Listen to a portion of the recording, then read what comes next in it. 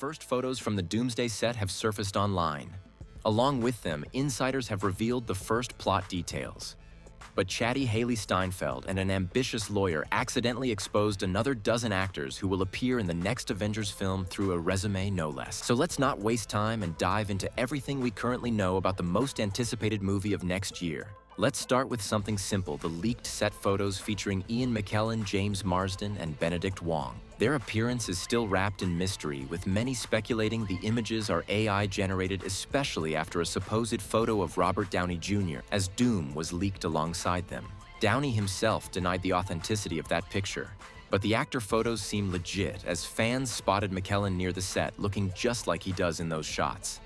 There's even drone footage from the filming location, so Doomsday is clearly not a model of spoiler protection, which is ironic considering the Russo brothers claimed it would be their most secretive movie yet. And here we are in the very first week, breaking down the return of classic X-Men. There's a strong possibility that Doomsday will mark the end of the Avengers as we know them. According to leaked journalist reports, we're in for a modest but still meaningful adaptation of the Avengers vs. X-Men storyline. Insiders claim Marvel will explore the multiverse collision theme introduced in Doctor Strange 2. It all starts with Monica Rambeau, who ends up in the X-Men universe at the end of the Marvels 2, thereby linking the two universes and setting the stage for their clash. Similar to No Way Home, where the arrival of Green Goblin and others pushed the world to the brink of invasion. It was avoided then, but this time leaks say the invasion will happen. The universe Monica lands in is described as a soft reboot of the X-Men universe, similar to how Daredevil was reintroduced in the Disney Plus series. There won't be direct references to the past or confirmation of returning actors to avoid inconsistencies. Still, the world will feel similar to the one from Days of Future Past and the final battle in the original films.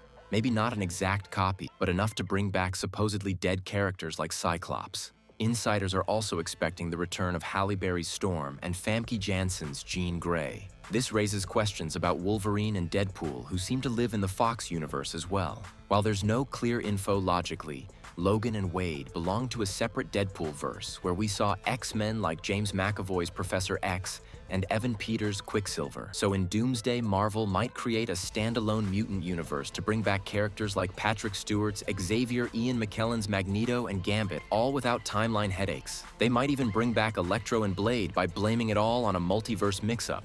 Either way, this semi-classic universe will collide with the main one as teased in the Doctor Strange post-credits scene.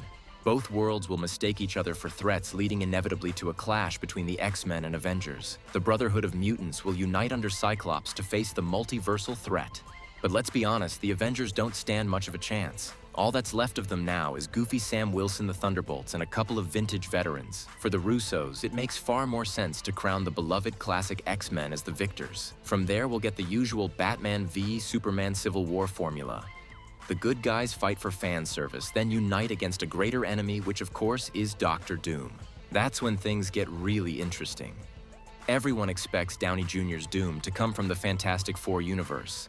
But what if he's from the X-Men universe? Doom did belong to Fox and even appeared there a couple of times, so he could easily be the villain who enters the main universe due to the multiverse collision. According to leaks, Doom's mission is salvation.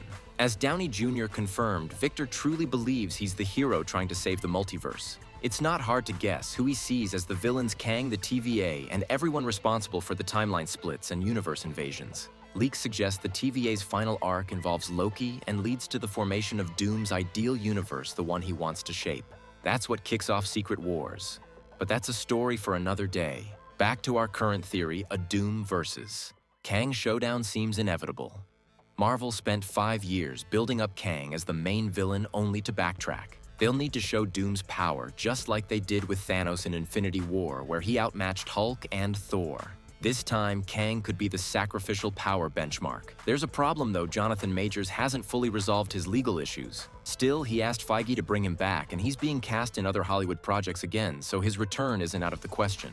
What is confirmed is the appearance of Haley Atwell, not just in Doomsday. Her lawyer stated in a letter that he negotiated a leading role for her in a Marvel film, though it wasn't specified which one. So expect both Peggy Carter and Captain Britain to show up.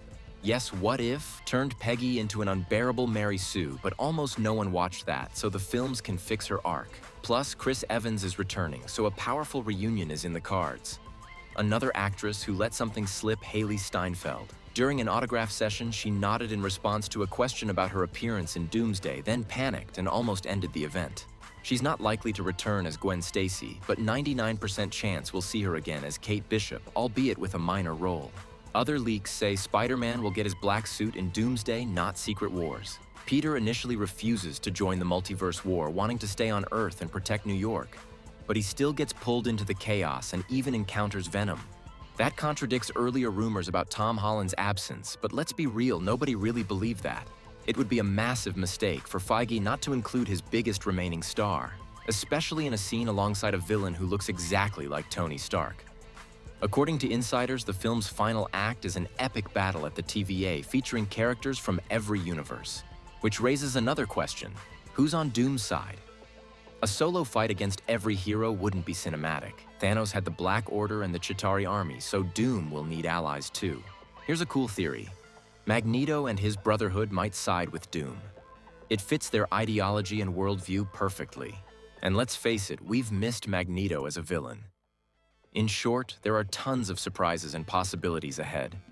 The discussions could go on forever. Hopefully you found this as exciting as I did.